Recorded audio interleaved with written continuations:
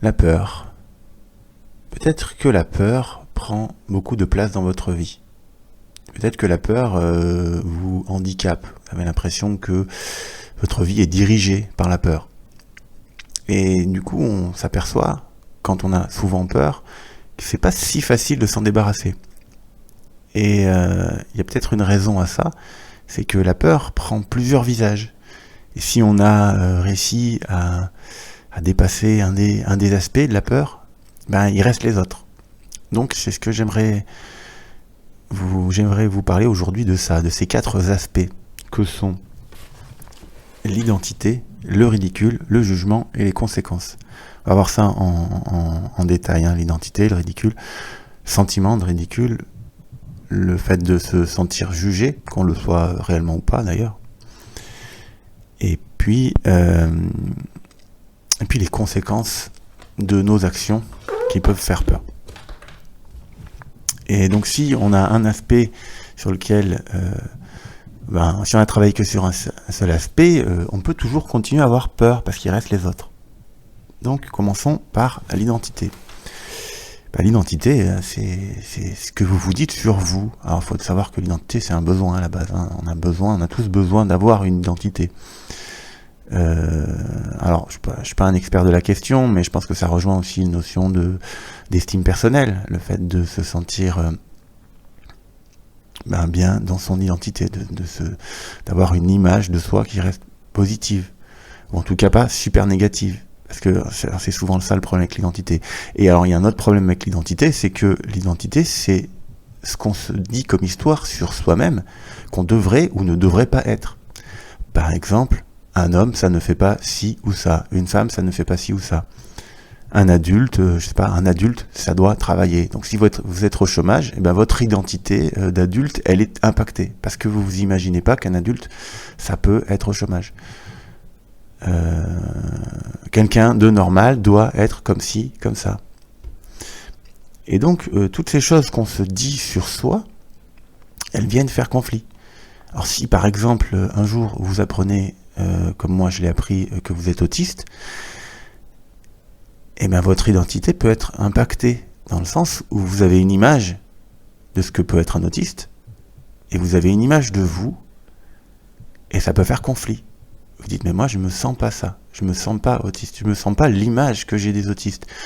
Et du coup, votre image de vous-même, elle peut être impactée. Votre identité peut être impactée. Le problème aussi vient du fait qu'on a tous des stéréotypes. C'est-à-dire, on va avoir une image de l'autisme, on va avoir une image de ce que c'est l'autisme, de à quoi ça devrait ressembler. Et d'un seul coup, on se sent pris là-dedans et notre identité, elle en prend un coup. Alors qu'au contraire, ça ne devrait pas. On peut très bien dépasser ça. C'est ce qui arrive aussi le jour où on se dit, par exemple, handicapé. Le jour où par exemple, après c'est un processus, hein, ça prend du temps. Il y a beaucoup de personnes qui, par exemple, sont handicapées, mais elles ne le savent pas. Parce que simplement, elles ne le formulent pas comme ça fait pas partie de leur identité. Donc comment on fait ensuite pour vivre bien avec le fait, par exemple, d'être handicapé et de ne pas voir ça comme quelque chose de négatif, mais de voir ça comme quelque chose de positif. D'essayer de se refaire une nouvelle image. Alors une des solutions, déjà, c'est de trouver d'autres modèles. C'est d'affiner sa vision de ses identités. Essayer de retrouver du positif à l'intérieur. Essayer de voir en quoi... et c'est même pas... Il y a des gens qui vont dire, c'est une partie de moi, mais cette partie de moi, elle est toute pourrie. C'est quand même pas hyper valorisant. C'est pour ça que je préfère dire je suis autiste plutôt que de dire je suis porteur d'autisme. Parce que dire je suis porteur d'autisme, c'est dire j'ai un truc super pourri dans ma vie, mais ce truc, mais super méga pourri qui pue, il fait partie de moi quand même. J'en suis porteur. Je porte un truc qui pue. Moi, je préfère me dire je suis autiste. Et cet autisme, il n'est pas négatif. C'est pas un truc qui pue. Ce n'est pas toute mon identité, je ne suis pas que autiste, mais ça fait partie de mon identité. Et ça fait partie de mon identité dans le sens où je sais que j'ai des différences avec le reste de la population, sur ma sensibilité sensorielle, sur ma manière de voir les relations en général. Donc je vais avoir toutes sortes de différences, mais j'ai appris à voir ça sous un angle positif. Et autre chose que vous pouvez faire, c'est travailler sur le stéréotype. C'est-à-dire qu'un stéréotype, c'est toujours faux. Par définition, c'est un archétype, c'est quelque chose qui est figé, qui ne correspond pas à la réalité. Alors ce que vous pouvez faire juste pour essayer de remettre ça en question, c'est d'aller voir, par exemple dans le cas de l'autisme, ça serait de voir plein d'autistes qui sont dans des formes qui ressembleraient à la vôtre. Par exemple, si vous êtes autiste, que vous apprenez que vous êtes autiste, ça peut être ça.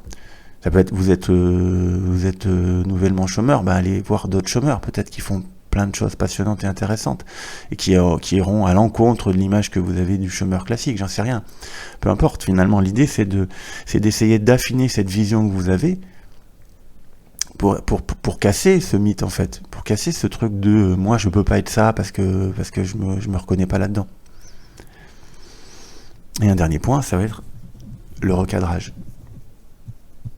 Le recadrage, c'est le fait de trouver un nouvel angle de vue. Par exemple, voir vos forces, voir en quoi un défaut est une qualité. Ça, c'est un très bon exercice. Bon, par exemple, moi j'ai une très grande sensibilité auditive. Et par exemple, le son, le bruit me fatigue. Ça me crée des fatigues qui peuvent être importantes. Et j'ai certains bruits que je supporte pas bien. Bon, effectivement, moi, pour le coup, je vois pas tellement d'intérêt à ça. Hein. Mais il y a un revers à ça, il y a un positif à ça. C'est que, du coup, comme j'ai une sensibilité auditive, par exemple, depuis tout petit, j'ai toujours eu une très bonne oreille musicale. Donc je capte beaucoup de la musique, je capte beaucoup des sons. Donc il y a un côté négatif, mais il y a aussi un côté positif. De tout petit, j'ai toujours... je suis autodidacte en musique, hein, mais j'ai commencé à chanter de très petit. De très rapidement dans ma vie, en autodidacte, j'ai commencé à apprendre à jouer du clavier et à savoir, décoder des morceaux, trouver des accords musicaux, c'est-à-dire jouer avec les deux mains. Pour le dire comme ça, et ça, j'ai pu le faire parce que j'avais cette facilité-là. Sinon, j'aurais pas pu le faire. Donc voilà, essayez de voir quelle est la qualité du défaut. Alors, deuxième point, c'est le ridicule. On peut très bien avoir fait un travail sur son identité, mais toujours se trouver ridicule. Même si vous êtes rassuré sur votre identité, même si à un moment donné, vous avez fait ce travail-là, mais en situation, vous vous trouvez ridicule. Alors ridicule, le problème, c'est que c'est pas rationnel. Par exemple, je sais pas, avoir un blanc. Vous êtes en train de parler d'un seul coup, moi ça m'arrive tout le temps. Hein. C'est quelque chose qui a tendance à me faire peur. C'est de me dire d'un coup, je vais plus savoir de ce dont je suis en train de parler. Et donc, on se sent ridicule. On se dit, oh là là, mais c'est pas possible, on peut pas avoir ça. Et donc, on peut apprendre à vivre avec ça, à pas trouver ça ridicule. À se dire, ok, mais je suis comme ça, en fait. Je suis comme ça. D'ailleurs, ça peut m'arriver, pendant le podcast. Peut-être qu'à un moment donné, je vais me dire, je sais plus ce dont j'étais en train de parler. Donc, soit je finirai pas mon truc et je passerai à autre chose, soit il va falloir que je m'adapte. Mais si je veux pouvoir faire des podcasts, il faut que je dépasse cette peur. Vous voyez, le truc, c'est que moi, j'ai eu un gros problème là-dessus pendant longtemps, d'ailleurs. J'avais très, très, très peur d'exposer cette partie de moi, qui était que je suis dans la lune, je perds mon fil, tout ça. Et du coup, c'est pas pour autant que j'ai pas des idées à exprimer. C'est pas pour autant que j'ai pas des choses à dire. Mais c'est pareil, je prends l'exemple de l'autisme parce que je connais bien, mais c'est valable pour tout. C'est si vous devez porter un casque à un moment donné dans un environnement bruyant. Vous allez peut-être vous sentir ridicule, alors qu'en fait, c'est juste une adaptation, j'en sais rien, moi. Il y a des gens qui portent des lunettes de soleil, c'est pas ridicule. Vous voyez le truc, en fait, ça n'a rien de rationnel, trouver ça ridicule. C'est ridicule parce que la majorité des gens ne portent pas de casque pour se protéger du bruit.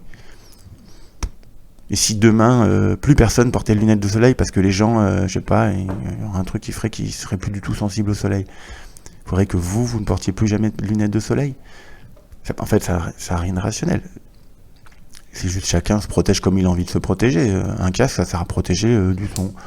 Puis il y a des gens qui peuvent bien porter des casques parce qu'à un moment donné, et qui n'ont pas de problème de sensibilité auditive, hein, qui juste à un moment donné, ils se disent c'est bon, le bruit qu'il y a autour, j'ai envie de m'en couper, j'ai envie de pouvoir être concentré, puis ils vont porter un casque.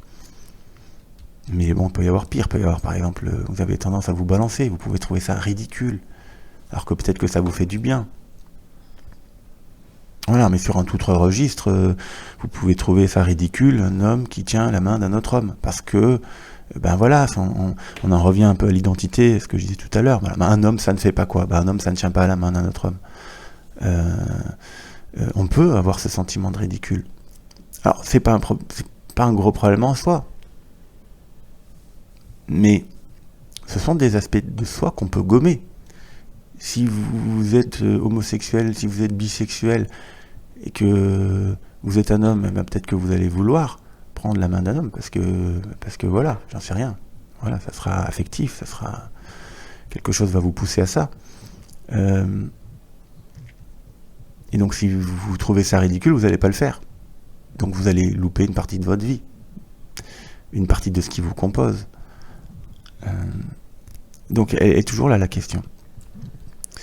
Mais ça serait pareil pour une femme, qui pourrait trouver ça ridicule d'embrasser une femme, voilà, j'en sais rien. On a des éducations, on a des choses, et on a appris que certaines choses étaient ridicules. Alors ce que vous pouvez faire, c'est relativiser. Sachez par exemple que, je sais pas moi, à une époque, une femme qui portait un pantalon, c'était ridicule. J'imagine que c'était ridicule. Je veux dire, une femme, ça portait une robe, c'est tout. C'était comme ça. Et les mœurs, les habitudes, ce qui est ridicule ou ce qui ne l'est pas, ça change énormément. Beaucoup d'habits de certaines époques seraient ridicules aujourd'hui. Puisqu'on va dire, mais non, on ne peut pas m'habiller comme ça. Je sais pas, moi, les nobles d'une certaine époque, ils avaient une manière de s'habiller. Je pense qu'aujourd'hui, par exemple, des hommes n'auraient pas envie de porter des collants, alors qu'à une époque, les hommes portaient des collants, j'en sais rien. Hein, je suis pas super fort en éléments historiques. Mais il me semble que, ouais, à une époque, des hommes portaient des collants. C'était ridicule. Enfin, aujourd'hui, ce serait ridicule. Et donc, le ridicule, ça serait ridicule. Souvent, c'est plus soi. C'est plus soi-même, d'ailleurs, où on se trouve ridicule. Bref, je vais continuer. Ce que vous pouvez faire pour travailler sur le ridicule, sur le sens du ridicule, c'est vous confronter gentiment à ce ridicule, en fait. Pas vous sentir trop ridicule, parce que c'est trop violent, ça va vous faire du mal, mais vous sentir un petit peu ridicule. Accepter de vous sentir un peu bête.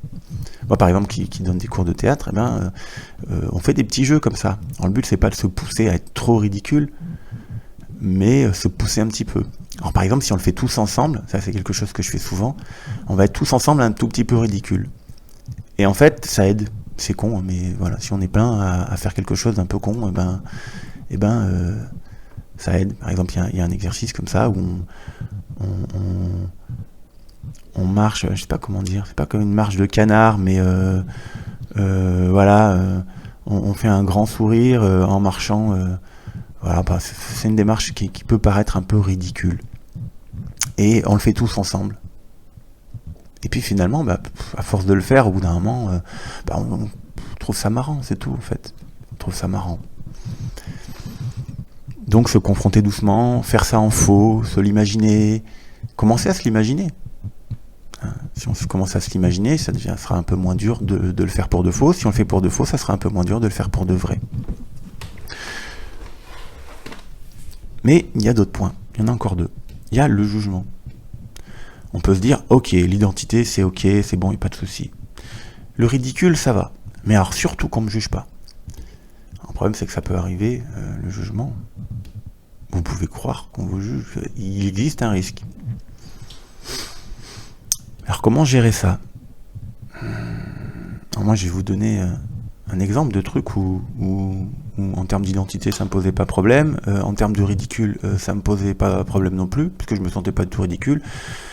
À une époque, avec ma compagne, on faisait des sites internet et des graphismes, et on a une cliente qui est venue chez nous. On s'était bien habillé et on l'a reçue en pantoufles parce qu'on était chez nous. Et voilà, j'ai pas pensé que ça pouvait être problématique de porter des pantoufles lors d'un entretien, mais En fait, cette personne nous l'a reproché plus tard, qu'en fait ça ne se faisait pas, que c'était pas bien, qu'il fallait pas, qu'elle s'était sentie pas respectée en fait. Et donc on s'est senti jugé. On s'est senti jugé par cette personne qui nous a effectivement jugé. Elle nous a jugé. Mais finalement, le jugement, moi j'ai une image pour dire ce que c'est le jugement. Le jugement, c'est quelqu'un vous tend un bâton et c'est vous qui vous tapez dessus. Parce qu'en fait, la personne, elle peut pas vous taper, elle. La personne, elle peut que vous tendre un bâton. Elle peut que vous dire, mais vas-y, tape-toi, parce que moi, j'ai envie de te taper.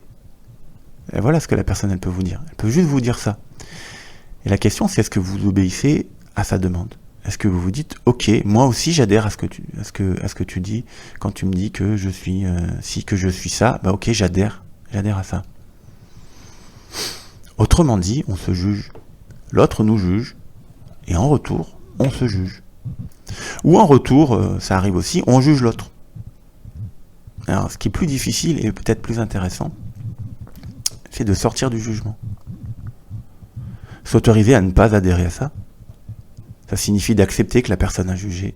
Voilà, ça arrive, c'est humain, on juge, tout le monde juge, sans le vouloir. C'est même pas, des fois même pas conscient, même si on le formule pas.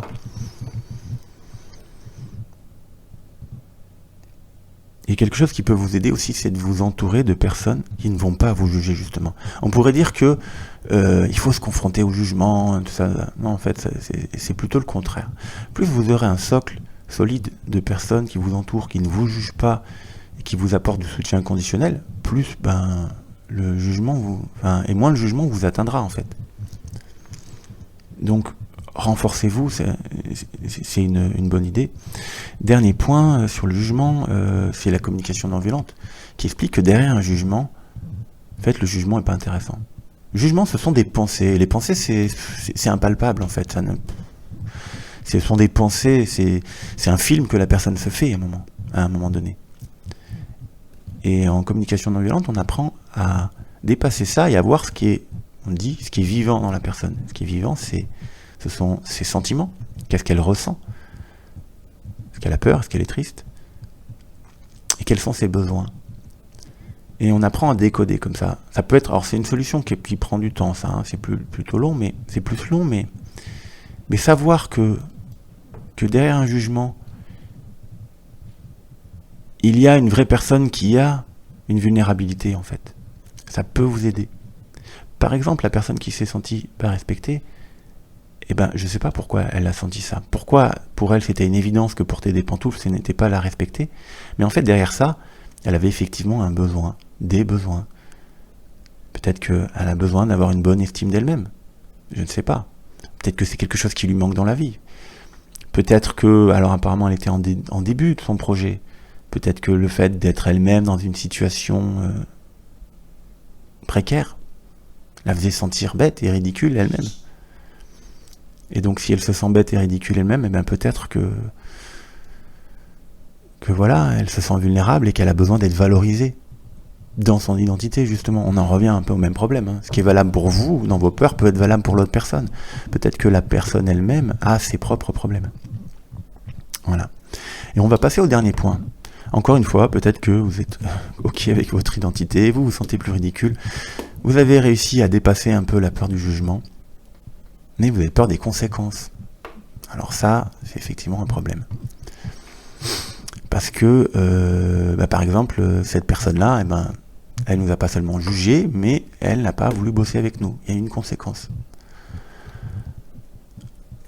Et dans d'autres cas, peut-être que des gens, il peut y avoir la peur du rejet, le fait que ça altère la relation d'une certaine manière, qu'on vous punisse d'une certaine manière.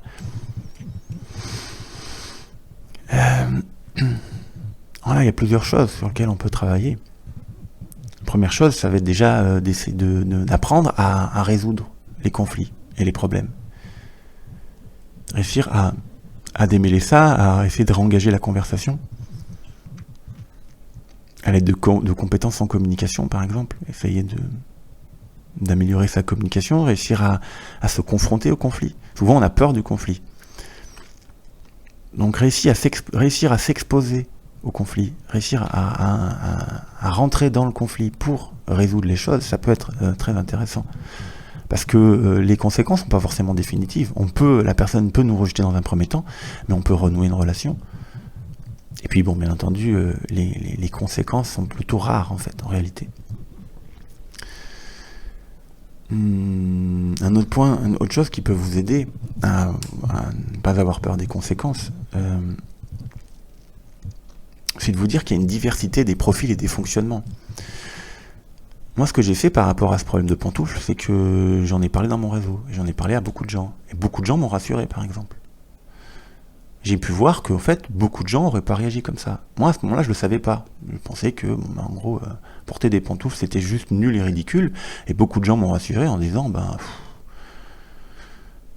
que voilà, ils comprenaient pas trop pourquoi cette personne-là s'était formalisée là-dessus, que ça leur paraissait pour eux, ça paraissait anodin.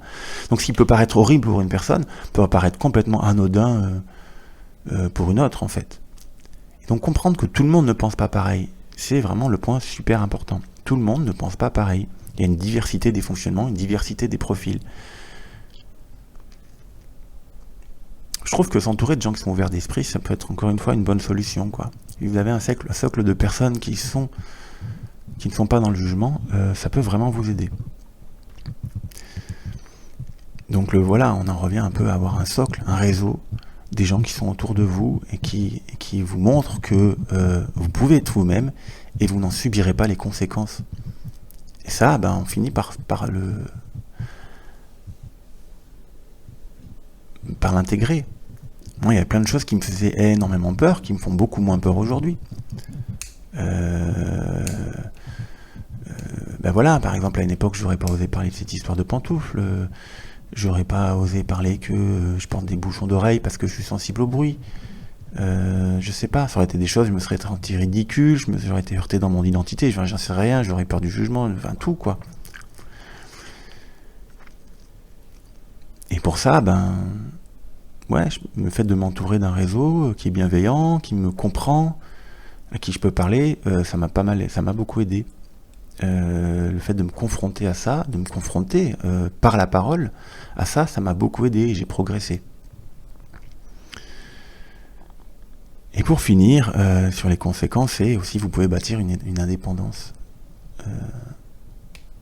Souvent en communication non violente, on parle de stratégie, c'est-à-dire par exemple, je sais pas moi, que cette cliente travaille avec nous, c'était une stratégie, c'était une possibilité de choses qui pouvaient arriver, mais c'est pas la seule. On n'était pas dépendant de cette personne. Et donc comprendre que vous n'êtes dépendant de personne, vous n'êtes pas dépendant qu'une personne vous rejette. De toute façon, qu'est-ce que peuvent vous faire les gens? La plupart du temps, pas grand-chose. La plupart des gens, ils peuvent râler, ils peuvent vous rejeter, plus vouloir vous parler, au pire. Ça peut arriver, c'est très rare. Si vous renouez si c'est une relation qui est un peu plus forte, la plupart du temps, les gens auront envie de renouer la relation. C'est plus, il y aura plus ce problème-là de personnes qui vous connaissent pas beaucoup et donc du coup qui n'ont pas forcément envie de s'impliquer pour continuer à vous parler.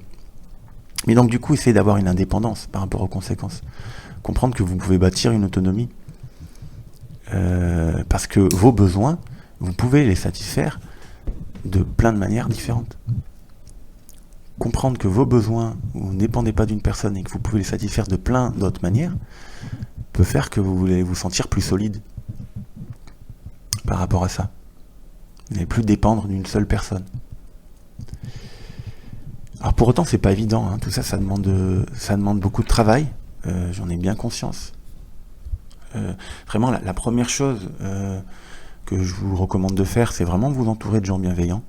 Essayez ça peut être des professionnels, hein, on n'y pense pas assez, hein, mais les gens bienveillants, c'est parfois des professionnels, des psys, des gens qui vous écoutent et qui vous jugent pas.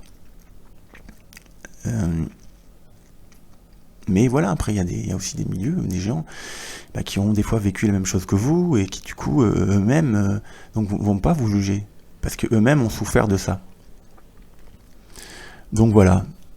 Donc vous pouvez travailler sur ces 4 points pour retrouver plus de liberté dans votre vie, pour avancer vers vous-même, pour avancer sur le chemin que vous avez envie, vous, de prendre. Et il est légitime, ce chemin. Le chemin que vous voulez prendre, vous, il est légitime. Donc, vous pouvez travailler sur ces 4 points, sur votre identité. Qui je suis? Est-ce que je peux admettre que j'ai telle caractéristique ou telle caractéristique? Si je suis un adulte, un homme, quelqu'un de, entre guillemets, normal, est-ce que j'ai le droit de ça ou de ci?